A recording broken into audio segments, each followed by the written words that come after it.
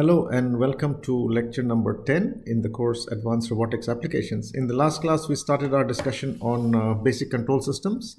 So today I'll be continuing our discussion on basic control systems, and then we'll move on to robot programming. That will be followed with the next lecture on microcontrollers, okay, where we start our actual experiments. Okay, so today we start our discussion again with basic control systems, and I'll revise very quickly what I had discussed in the last class. So this is about basic control systems, and I'll very briefly discuss or revise what I had done in the last class. So what I had done in the last class is we had taken the example of a single link manipulator, and this can be extended. Well, let me make it a 2-link or a 3-link manipulator. Okay. Now the same argument can be extended for large degree of freedom systems also. Now each of these links have a mass, and the joints have a friction or damping, which is represented by B, and the links have some stiffness, which is K. So what we do is we represent each of the links and the joints by means of a spring mass damper system. Okay, so we have a spring mass damper system, MBK system, which we all have studied right from school, and we understand the working of this. So M, B, and K there.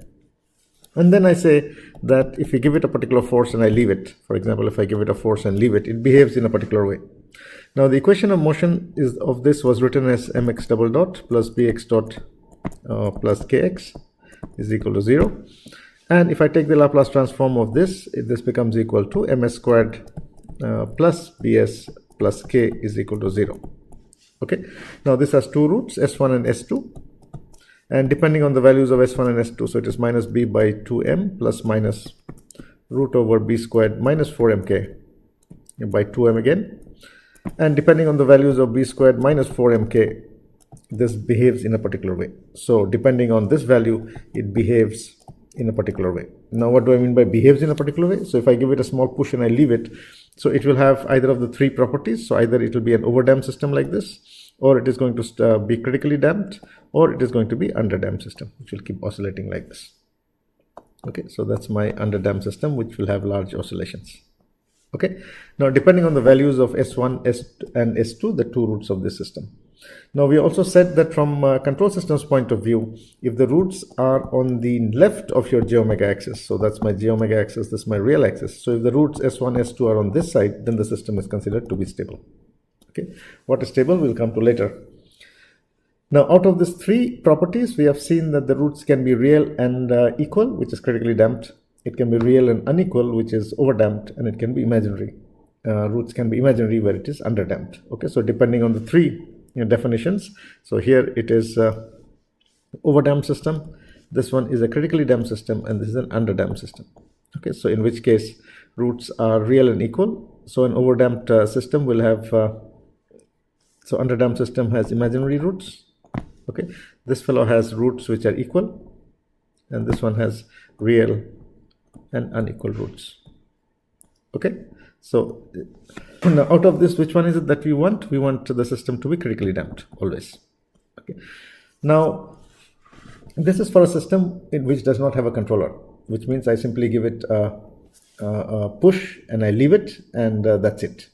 Okay, and the system behaves in a particular way. So I take it to some position x, I give it a small push, and this comes to the position x. I take it there and I leave it, and it behaves in either of the three. Now if I want the system to behave in a particular way, now this is a system in which there is no controller. Okay, now if I want the system to behave in a particular way, for example, if I want a position regulator controller, then I want to maintain the position of the block at some position. So this can maintain the position of the mass at a particular position. Okay, so this is called a position regulator controller. Now how do we design that? So the whole idea being that if I give it a force MBK again, MB and K, B is here and that is K. So for an MBK system, if I give it a particular force, it should go and maintain in a particular position. Okay, so the question is, how much force should I give? Okay, what is the function of the position regulator controller? It is to give an external force to maintain the block in a particular position. This is not a tracking controller, so it cannot follow a trajectory, but it is basically to take it at a location and just keep it there. Okay, so if I write my equation of motion, mx double dot plus bx dot plus kx is equal to force. Now the question is, how much force should I give? And we saw in the last class that the force should be proportional to the distance I wanted to move. For example, if I want the block to go from here to this location here. Okay, so I've given a force, it has come from x is equal to 0 to x is equal to x dashed. This much distance it has come. So how much force should I give? Obviously, the force should be proportional to the distance. Okay, the more the distance, more the force. So this is equal to Kp, which is the constant. This is called the proportional constant. Okay, this is called the proportional constant or the P constant. This is called the proportional gain. Okay, now it should also be proportional to the distance, to the velocity. What it means is that as the mass is going closer and closer to the desired position, the velocity should decrease. Otherwise, what will happen? If I only use the P controller, then the force is equal to Kp into x, which means the force is constant. So which means that when it reaches the desired position, it will overshoot and go on the other side now because of inertia. So if it goes on the other side, it has to come back now, okay, because x will become minus. So what will happen is this will keep oscillating about that point, about the desired location. So I also need to make the force which is proportional to the distance between these, so that as it is coming nearer to the desired position, then the force should decrease, and which means it is proportional to the distance, or the distance between the desired and the goal point. Okay, or this is the incremental velocity, so this is equal to kd into x dot, and this is called the derivative gain. Okay, this is called the derivative gain. So in total, F is equal to minus Kp into x minus Kd into x dot, and this is called a PD. So P for proportional, D for derivative. So this is called a PD controller. You might have heard the term PD controller. This is what it means. Now I take this F and I put it inside there. Okay, so what we get is, so what I get in that equation is mx double dot plus bx dot plus kx is equal to minus Kp into x minus Kd into x dot, and if I bring them on this left hand side, plus b plus Kd into x dot plus k plus Kp into x is equal to 0, and this can be written as mx double dot plus p dashed x dot plus k dashed x is equal to 0. Okay, now why do we bring it in this form? Because we understand the behavior of the response of this system. I just explained this some time back. So this is a second order differential equation. So it will have two roots, and depending on the value of the roots, it is going to behave in a particular way. Okay, so we can make this fellow behave first of all by tuning this, by tuning. So what do I mean by tuning? So tuning the controller basically means choosing Kp and Kd to satisfy required behavior.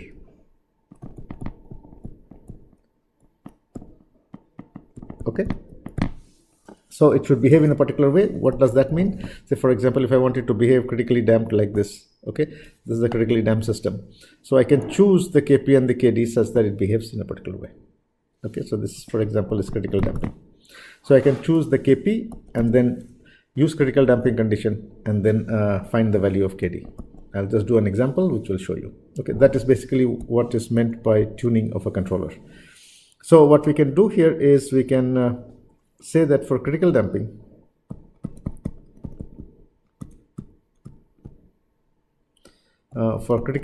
b dash squared is equal to 4m k dashed.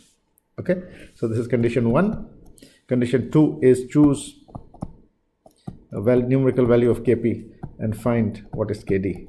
Then for that you plot this and see whether it is satisfactory. Now what do you mean by satisfactory? For example, how much overshoot is there? This is called the overshoot. Okay, this is overshot by some amount. Settling time is how much time it comes to within 5% of the desired. Okay, so that is basically the parameters we can check to see whether we are happy with the performance or not. For example, if it is oscillating like this, are you happy with that or not? So the overshoot is much higher here as compared to that one. So this distance is more than that distance. So the overshoot is more now. then the time it takes to come within plus minus 5% of desired. Okay, that is this finally. So are you satisfied with that or not? If not, you can change the value of Kp and then find it again. Okay, how do you plot this graph? This is a differential equation. Okay, so it depending on the values of S1 and S2, you can find the value of x in terms of t. Okay, so it will come in terms of time. Okay, so this is my time axis, that is my x-axis. So you can solve this differential equation and then plot the response of the system. Okay, so let's look at an example now. So this example is from MBK system. M is equal to B is equal to K is equal to 1 unit, just for example. Okay, now we say that closed loop stiffness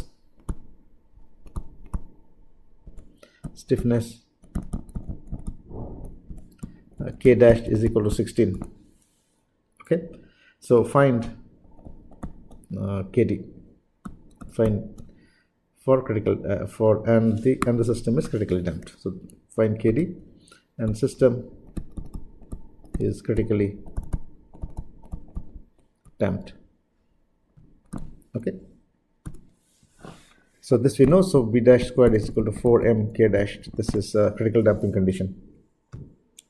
So again, let me draw our system, MBK system, B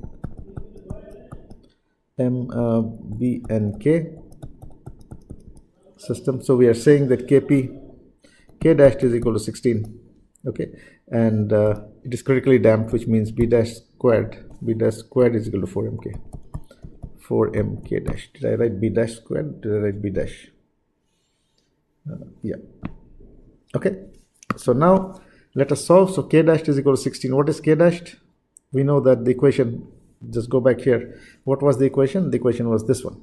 This was the equation, right? So let us put all those values in there. So the equation was mx double dot plus, what is B? B is equal to 1, B plus KD, okay, into x dot, plus it was K. What is K? K is 1 plus KP x is equal to 0. Okay, that's my equation. And now I know that K dashed is this one is equal to 16. So I have 1 plus, sorry, K dashed is this one. Okay, so I have 1 plus KP is equal to 16, which implies that KP is equal to 16 minus 1 is equal to 15. Okay, so we have got the position gain, which is 15. Now next, so this gives me one of the gains KP. I need the other one KD. How do I get that? So I have B dash squared is equal to 4m K dashed. So which implies, what is B dash squared? B dashed is equal to 1 plus KD is equal to 4 into 1 into K dashed. What is K dashed? Is 16, so which is equal to 2. So if I take 1 plus KD, take the square root of the other side. So square root of 4 into 16, which is equal to 2 into 4 is equal to 8. Okay, so KD is equal to 8 minus 1 is equal to 7. Okay, so what do we have? Our equation is, I put the values back into this equation. Okay, so what I get is KD is mx double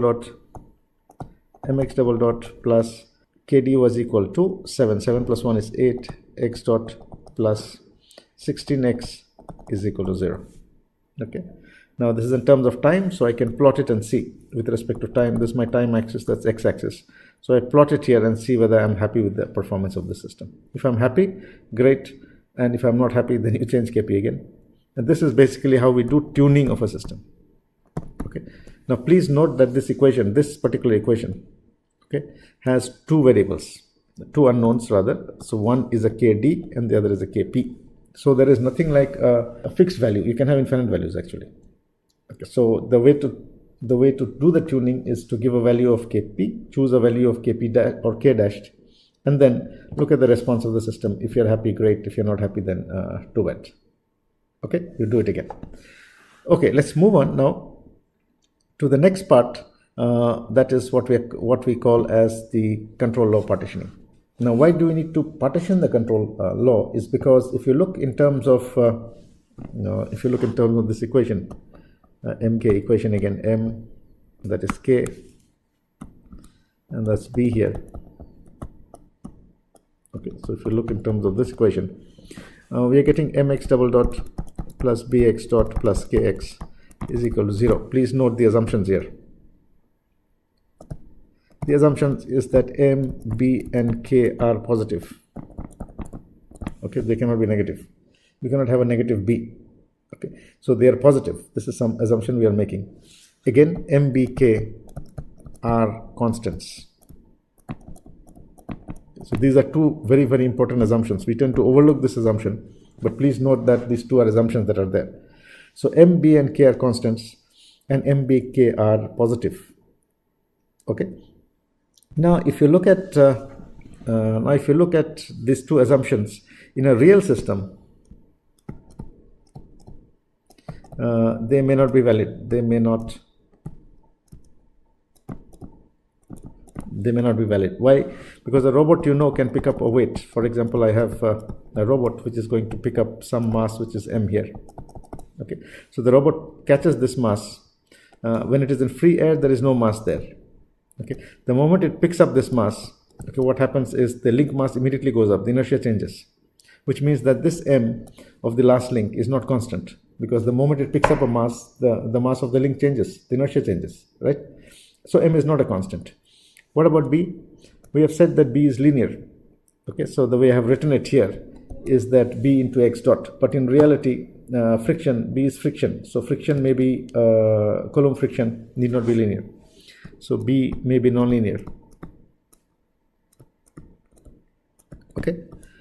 So Coulomb friction, the way it behaves. It behaves suddenly when you start pushing an object. It will not move. Suddenly it start moving. So it will start behaving like this.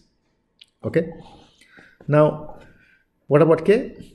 So out of all these parameters m, b and k, we have seen that mass, this is for mass variation.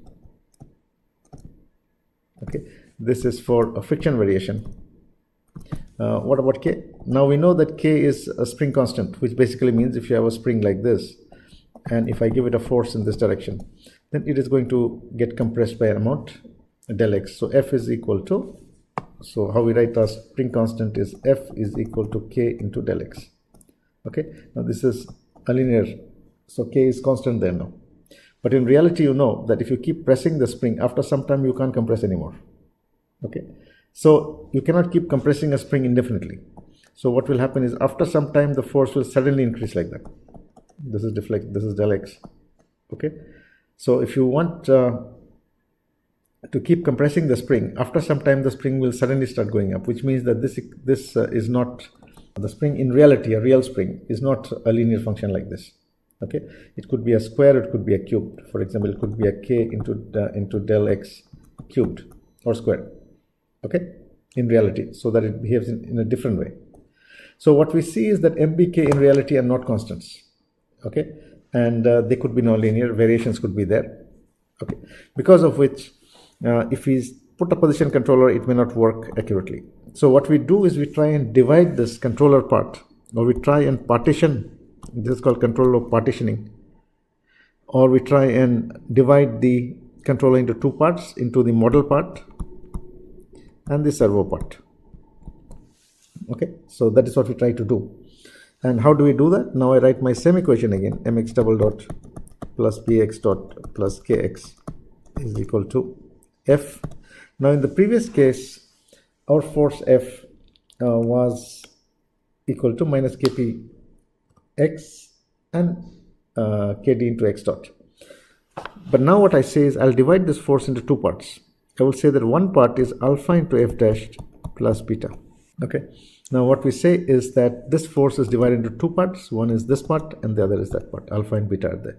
Now alpha is equal to, what is alpha? Alpha is equal to m and beta is equal to bx dot plus kx. Okay.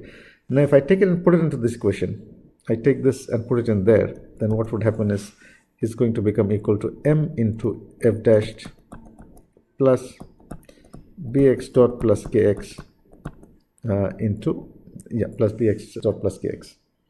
Now if you look at this equation, well, I have written it in a little confusing way. Let me write it properly. Mx double dot plus bx dot plus kx is equal to m into f dash plus bx dot plus kx Okay, now if you write this way, we see that this m will cancel, this part and this part will cancel. So what are we left with? X double dot is equal to f dashed. Okay, now we can decide a controller, we can define a controller this way, and I can say this is equal to minus kp into x minus kd into x dot equal to 0. So we have x double dot plus kd into x dot plus kp into x is equal to 0. Okay, so this is basically what we say is a control law partitioning. And what does it look like? So please see that these are two parts now. So the force that we are going to give as an input to the system has two parts. One is this part and the other is that part. And what is the function of this? We are dividing the force such that we are reducing the system to a unit mass system. So the mass is 1 here now. So this has been reduced to a unit mass system. So if you look at this equation, what has become is x double dot is equal to f dashed. So this is a unit mass system. And this does not have the parameters m, b, and k. So if there's any variation in these parameters, the system will still work. The controller will still be able to function because there is no variation. So if there is variation, it will still work because this is not in this equation of a unit mass system. Okay, what does it look like? So it looks something like this. So this is also called control of a unit mass. Okay, this is also called control of a unit mass system. Now this consists of two parts, as you can see. One part is called this servo part and the other is called the model part. So this is called the servo part and this is called the model part. Okay, now the mass, the damping and the stiffness, they come in the model part. Okay, and there are two parts in the system. So this part, you can see that this is the model part and this is the servo part. So it's divided into two parts. And the servo part, you only have a kp and a kv. So if there is some variation in this m, b, and k, it will be only in the model part. It will not affect the servo part. Okay, so in the servo part, you just have a kp and a kv now. So this is called control of partitioning, and it can also be called control of a unit mass system. Now in this case, if there is any variation in m, b, and k, it can be taken care of by the model part, which means that if this is a nonlinear system, for example, if your k is equal to k into x cubed, okay, that also is okay. It can take care of it. Why? Because it is not going to affect the servo system now. Okay, so such controllers are called control of unit mass systems. Now this again is a position regulator. Okay, it is not a tracking controller. Now what we are interested in is a tracking controller. Now how does a robot actually function is something we need to look at here. So how does a robot actually work? We talked about trajectory tracking in the last class. So here if I see, so here if I look at a link, okay, so there can be more than one link. Let's say there's one more link. There's theta 1 here and there is theta 2 there. So if I see theta 1 variation from theta 1 to theta 1 dashed, okay, suppose I wanted to go to this location. Okay, so theta 1 is varying from this value to that value. So theta 1 to theta 1 dashed. Here it is theta 1 dashed. And theta 2 is theta 2 dashed. Okay, and theta 2 is varying from theta 2 to theta 2 dashed. Okay, so what this will do, how the controller works is from inverse kinematics we'll be getting from IK solutions. At this location, what is the angle? At that location, what is the corresponding angle? Okay, so the controller will do this minus this. So it will do this minus this and generate an error. Okay, so we are doing this minus this and calling it error E1. Here we're calling it error E2. And the controller will find out the desired position minus the present position. Okay, and then it will move the link such that this error is reduced to 0. Okay, so let me explain it this way using a single link. These are experiments that we'll be moving to where you'll be doing it by yourself. We'll show you how it can be done. So I'm going to give it a voltage which will take it from say 15 degrees to 75 degrees in 3 seconds to 75 degrees. Okay, so what the controller will do here is, this is my desired position, this theta desired, or theta 1 dashed, this is theta 1. So it will do 75 minus 15. which is equal to 60 degrees. Okay, so it understands that it has to move in that direction by 60 degrees. So I'll give a voltage and this will start moving, okay, until it reaches 75. Okay, so this is going to go from 75 to 75 minus 15 is 60 degrees, and this will be driven to 0. So I have a delay and I'm driving this delay to 0. So the moment it's when it's moving, this will become 15, then it will become 20, 25, 30, like that. So as it is link is moving, this difference between this and this is going towards 0. So the moment it reaches 0 means it has reached. That's how the controller understands that it has reached. So basically what we are doing is we are generating an error. Okay, so we are generating an error by saying desired angle minus present angle. That's my del E, and then I'm driving the del E to 0, which means it has reached. Okay, this is basically what is called trajectory tracking controller, and this space is called my error space now. So I'm not operating in theta or in x, I'm operating in E now. So E is called the error space. Okay, so in E space I'm operating, and basically what we are getting is E double dot. So let me define E as theta desired minus theta present, which is my E, and basically I'm defining this as my error space, and I'm operating in the error space. Okay, so my equation will become equal to equation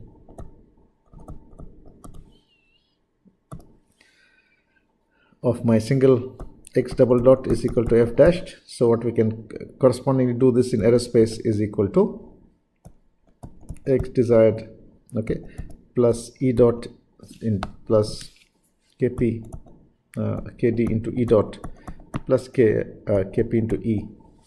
Okay, so now if I take this fellow this side, what will happen is it will become x double dot d minus x double dot, okay, plus kd to E dot plus kp into E, and either it is this or error is equal to x desired minus x present.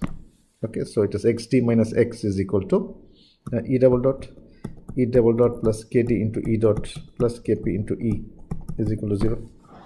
Okay, so now you see that there is no theta or x here. This is all in E space, and in E space we are operating.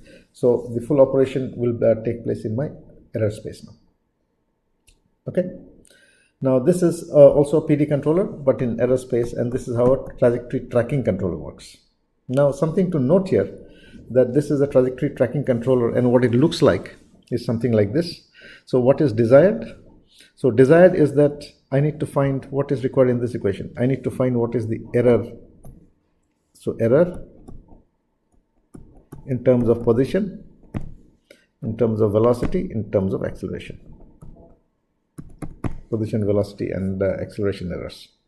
Okay, so to do that, what do I need? I need the difference between, so acceleration difference x double dot, I need x double dot, I need x, and I need x dot and x. For both these cases, xt minus x double dot present, xt minus xp, and this is x minus xp. Okay, I need all these terms, right? Because I'm operating in E space now. So now what we are doing is I'm making my controller, which is something like this. This is the same partition control system.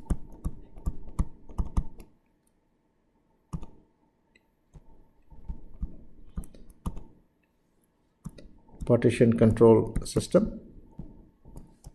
Okay, and this has two parts. One part is this side, and the part is this side, the other side. So this is my model part. This is my model part, and this is my servo part.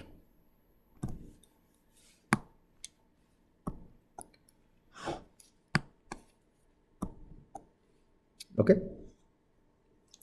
Now we are requiring to find the difference in the desired acceleration, velocity, and positions. So what you see here is that we are adding this block, extra block here, here, and here. So this will become x d double dot, and x d double dot is coming from here, and what else is coming from here? So look at in our control system what was required. Okay, what was required is here Where is the control system? Here. This is there, and that is there. So what is required as an input is this one, xd double dot. Then here this will become xd dot minus xd dot. Okay. So if you look at our control system here, so I'm supplying it xd double dot. This is the desired acceleration. And this is basically what it is doing. It is taking the xd minus this desired minus the feedback from here which is coming. So this fellow is doing xd minus x, and which is equal to my xe dot. Okay. Similarly, this one is doing for p, right? This is a kp controller, so this is doing for p. There's no dot there. Whereas this one is doing for xd dot minus xd. Okay. So this is what we are seeing. This is my del E dot. So there are three terms here. In terms of, we are finding the errors in terms of velocity error, position error, and acceleration error. And again, the same thing, if there's any change in B or K, MB or K parameters, this is taken care of in the controller itself. Okay. So this is a partition controller, and it can take care of variations in system parameters like MB and K. It can take care of nonlinear systems, and it basically does it by reducing the system to a unit mass. Now, in case there is, we said that in a real robot, because of the dynamics, there is a disturbance. Okay, and this disturbance comes inside here now. So basically, we have a disturbance which is coming inside, and the disturbance is taken care of like this. Here also, this is a this has two. This is the model part, and this is the servo part. Okay. So when we are going to design our control system, or when we are going to do the experiments, we are going to first of all use the regulating PD controller. Then we'll move on to trajectory following controllers. Okay. So something to note here is that first is, we have seen that MB and K are actually varying in a real robot. And if MB and K are varying, especially M, it can vary by a very large amount, then a PD controller should not be working. Okay, it should not function properly. Why? Because the way we have designed the PD controller, let's go back here and try to understand this very important part. Where was the problem that we solved? Yeah, this was the problem we solved.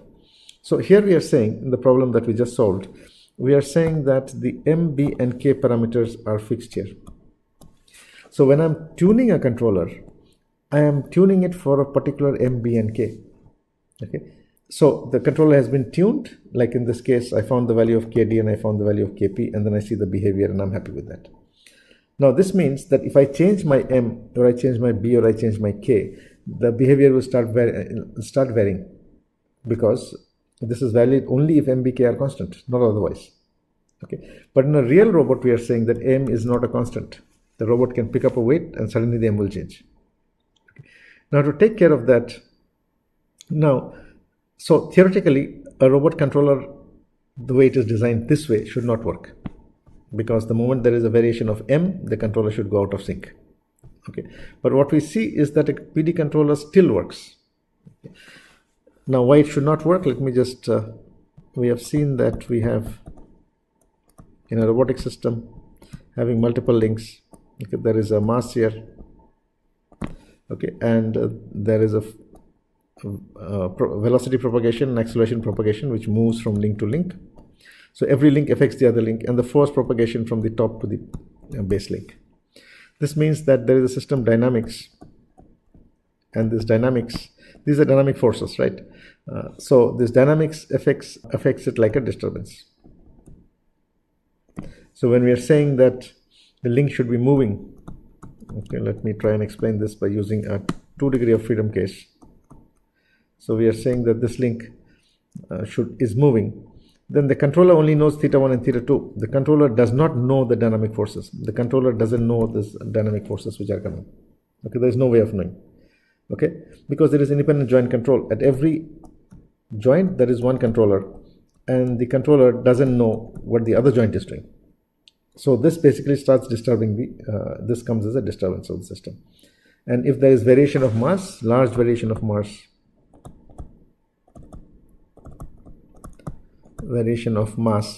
then tuning should go out of sync.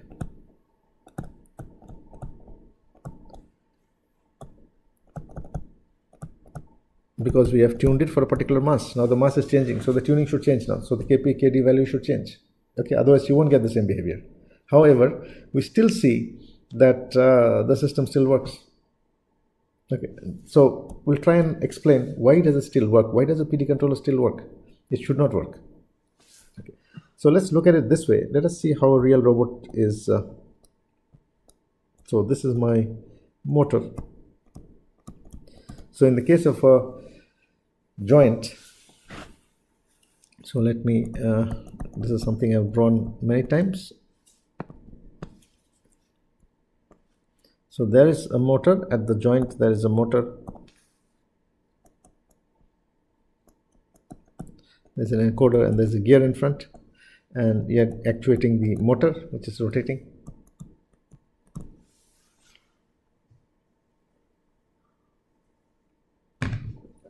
Okay, so the motor is connected to a gear. So that's a gear. Let's say there's a gear which is connected here.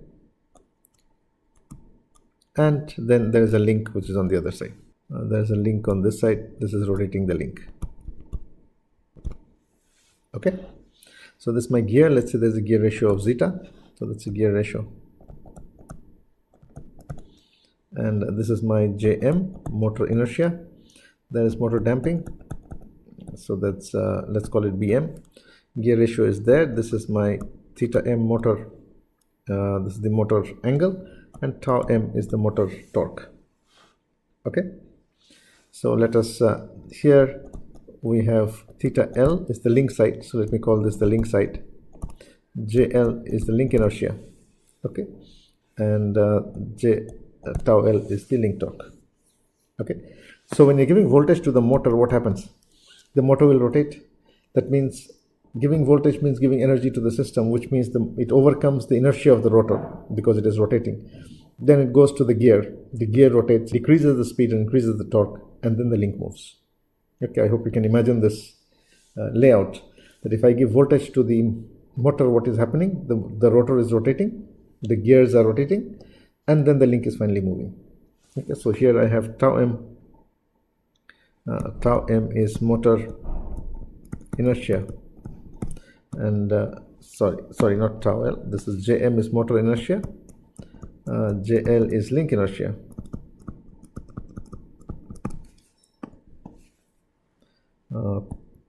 Theta m is motor angle. Tau l is equal to link angle,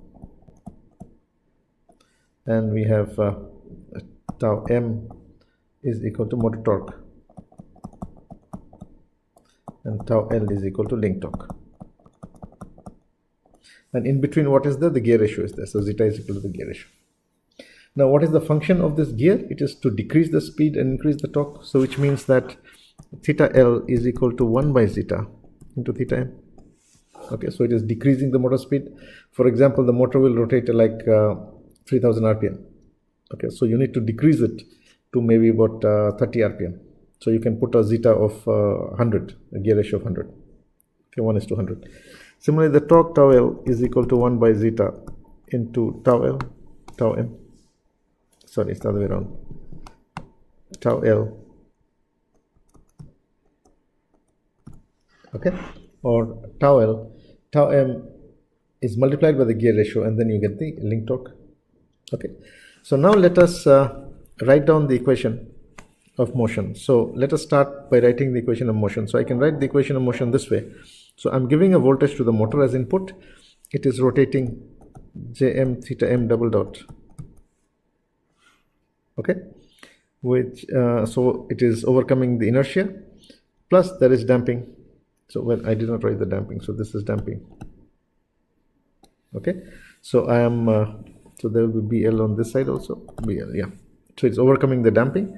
So Bm motor damping into theta m dot. Okay, plus 1 by zeta. So this coming from here, the torque is getting, so the torque is increasing. Okay, it's a reducing gearbox, plus it is overcoming the link inertia, tau L into theta L double dot, plus is equal to BL into theta M dot is equal to tau M. So what is the full motor torque doing? The motor torque is overcoming the inertia of the rotor and the damping at the motor. Then the gearbox is a reducing gearbox. So it is increasing the torque 1 by zeta, and then it is going towards the link side, which is equal to overcoming the link inertia and the link damping. So that is equal to the total motor torque. So the question is, where is the total motor torque going? It is consumed by moving the rotor and overcoming inertia of the motor, and by rotating the link and overcoming the link inertia. Okay. Now if I write this now in this equation, if you note, there are two variables, there is theta L and there is theta M. So now if I want to convert it to only theta M, okay, then I can use this equation. Okay, so I can say theta L dot is equal to 1 by zeta theta M dot, and acceleration also theta L double dot is equal to 1 by zeta theta M double dot. Okay, so everywhere here I replace all the theta L's, I replace by theta M's. Okay, so this theta L here, I'll replace, this is theta dot L. All the theta L's I'm going to replace by theta M. Okay, so what we get is Jm theta M double dot plus Bm theta M dot plus 1 by zeta JL into theta M by zeta double dot plus BL theta M dot by zeta is equal to tau. So now what I'll do is I'll take out that 1 by zeta, so it will become 1 by zeta squared. Okay, and then I'll bring all the theta M double dot together, theta M double dots together, and theta M dot together. Okay, so we can write this equation as, so let me write the equation here. What can we write this as? Jm, okay, plus JL by zeta squared theta M double dot, okay, plus Bm plus BL zeta squared theta M dot is equal to tau M. Okay, I hope you understand how I got this. Now if you see something very interesting here, what you see as very interesting here is that this is a very simple equation to understand how we derived it, but what it has very, very profound value, or a very, very profound meaning. Now the meaning here is that you have a tau, you have a JL, which is the link inertia, divided by zeta squared. So let me write it again. So we are getting Jm plus JL by zeta squared into theta M double dot plus there is a Bm plus BL by zeta squared into theta M dot is equal to tau M. Now we said that change robot picks up a mass or drops a mass, causes change in JL. Okay, so the moment, for example, I can give a very simple example here. The robot is here. Suppose the mass M is equal to 1 here, the link mass I mean. Okay, so the link inertia, just very bad example, but it's an example. Now suppose it picks up 10 kg. So immediately the link inertia will become 10 plus 1. It will become 11 kg. Okay, the moment it drops that, again it will become 1 kg. Okay, the link mass, the last one. Okay, now because of this change in mass, the PD controller should not be working. But what you see is that the effective inertia, what we are talking about, the effective inertia, JL is divided by zeta squared. So it basically means that if JL, in the first case, JL was 1 by zeta squared, maybe zeta is equal to 100, the gear ratio is 100. In that case, what is going to happen is it will become 1 by, so this is always 1 by 100 squared. So that is the number. Now if it picks up 10 kg, it becomes 10 plus 1, again it is 100 squared. So what you see is that on the denominator there is a zeta squared, which means that the effect of this pickup of mass or dropping of mass is very, very negligible. Why? Because whatever is the difference Okay, so if I do this minus this, the difference is actually very, very small. Okay, so if I see the difference, 1 minus 100 squared, so this is my difference, what is happening. So what you're seeing is that this will get cancelled. Okay, this and this will cancel. So it is 10 by 100 squared, which is equal to, and this is a very, very small number, so it is 10 by that much. Okay, so it's a very, very small number. Okay, so 1 0 will cancel, and then there'll be 3 zeros in front, 0.1231. Now that's a very, very small variation. Now because of this very small variation, if the robot picks up a mass or drops a mass, there is no effective change in inertia of the system, and that is why the PD controller tuning still remains. Okay, so there is very small change in inertia, change in inertia and hence the tuning still stays. Tuning is still valid. Okay, so this is something very, very important to understand, that because the variation is very, very small, okay, of the inertia, if a robot picks up, if there is any change in m, it doesn't affect the tuning because the change is divided by the square of the gear ratio. Now what is the moral of the story? The moral of the story is that we should have a gearbox. The function of the gearbox, so the moral of the story is that we need a high gear ratio. Okay, so you cannot have a robot, you cannot control a robot or control a motor without a gearbox in front. The moment a gearbox comes in, gear function is to decrease speed, number 2, increase torque, but the more important part is this one, not to have any effect in inertia, not to have any effect on the change of inertia on the system. Okay, so this is the third one, that very small change in inertia and hence tuning still is valid. Okay, let me write it properly here. Very small change in inertia, so the tuning is still valid. Okay, so a gearbox not only decreases speed and increases torque, but it also has the function that it has to take care of the change in inertia of the system. Okay, so we'll be doing these experiments as we proceed. Now something important also that I just needed to explain is, so let's come back here and we talked about PD control. Okay, PD control for a trajectory tracking controller,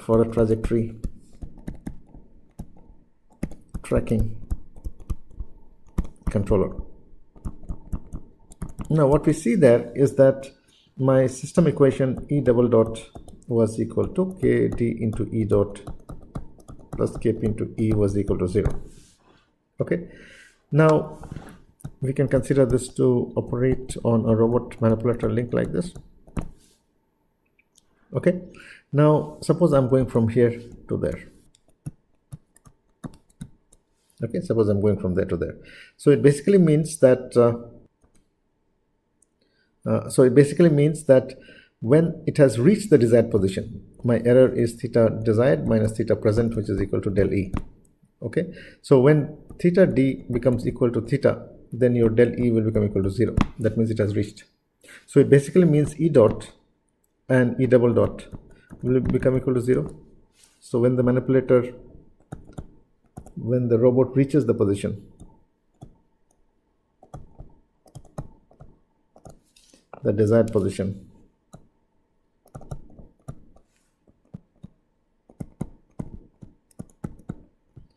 then del E will become equal to 0 and E dot is equal to E double dot is equal to 0. So on this equation, okay, what will happen is this will become equal to 0 and that will become equal to 0. So what we are left with is Kp into E is equal to F disturbance. Now where did this F disturbance come from? This is because of the dynamics of the system. Okay, so all robot manipulators will have dynamic effects, and this dynamics is a disturbance, and this dynamics is a disturbance and this is not equal to 0. Okay, so this is never going to become equal to 0. So there can be dynamic disturbance, there can be noise in the system, there can be other disturbances on the system. So this F disturbance will never become equal to 0, which means that your error will become equal to F disturbance by Kp, which is not equal to 0. So this is a very important equation which says that a PD controller can never reach the desired position. That means your error will never become equal to 0. That means what we are saying that theta d minus theta is equal to del E, which is not equal to 0, which means that theta d will never become equal to theta. Okay, it cannot become equal because there is an error, and this is called the error steady state. So in a PD controller,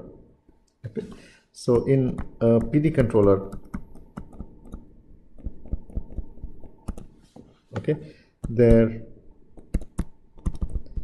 will always be error steady state.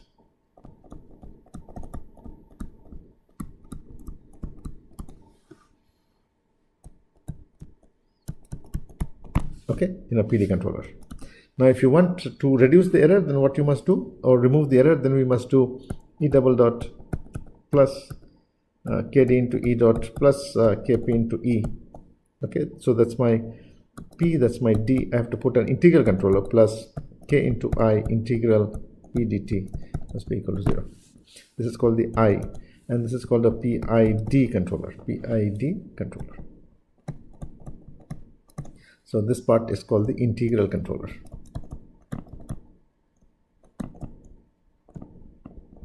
Okay, when we come to the experiments part, we'll see how a PID controller is tuned.